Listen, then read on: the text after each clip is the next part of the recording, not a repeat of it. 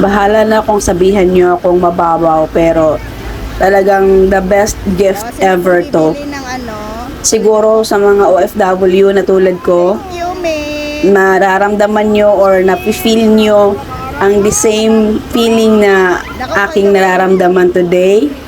Dahil, Diyos ko, sabik na sabik tayong mga OFW sa mga ganyang pagkain. And I was just asking Mami Pasita to bring me some, kahit isang supot lang ng tuyo. Masaya na ako. Pero ang pinadala niya, grabe, almost 3 kilos ng tuyo ang pinadala niya sa akin. Thank you so much. Kompletong-kompleto na yung birthday ko sa tuyo pa lang. Yan na yung handa namin sa tuyo. Dalawang ganyan ang pinadala niya sa akin.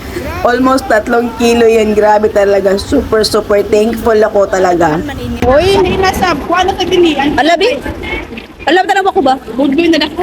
Budloy, magyapon pa rin ura. Pero dyan, kayo hindi ko. Hay. Diyan na madili. Kalindato. Kalindato sa nandudloy. I'm so happy!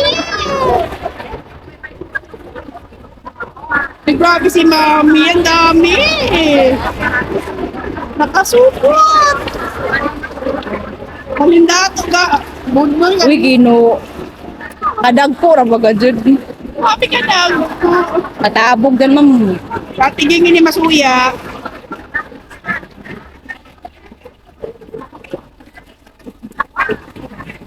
Dari kagmay.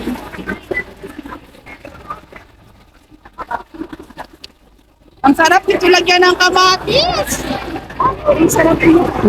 Tayo mi, ati kamatis ako bayay. Oh my God! Apoy taglawang ni Mami nagamay rakan. Kaya natuno ka radyaw ka nagpanaya sa Iloilo. Kung gabi pa kahamok. Thank you! Ito rin din. Akan din. Ito rin din. Very much appreciated talaga kahit sa maliliit na bagay. Appreciate ko talaga lalo na to. Thank you!